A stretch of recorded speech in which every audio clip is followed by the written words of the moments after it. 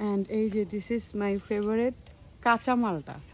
আমি আসলে জানি না এটা ভিতরে কতটুকু মানে পাকা পাকা থাকবে বা টক না মিষ্টি হবে জানি না, বাট ছিঁড়বো। হ্যাঁ, মালটা গাছ থেকে এই কাঁচা মালটাগুলো ছিঁড়বো। আর এই যে এগুলো ছোট ছোট, এগুলো ছোট ছোট, এগুলো ছিঁড়বো না। এই যে এইখানে এখানে আছে, এই যে এখানে আছে, এগুলো ছিঁড়বো। এগুলো বড় হয়েছে, এগুলো ছিঁড়বো।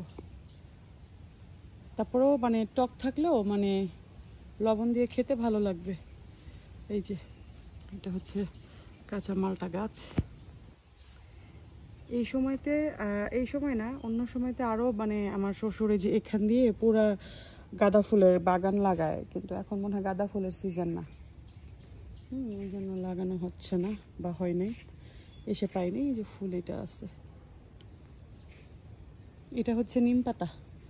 ঢাকাতে নিম পাতা যে কত অভাব, এটা নিম পাতা।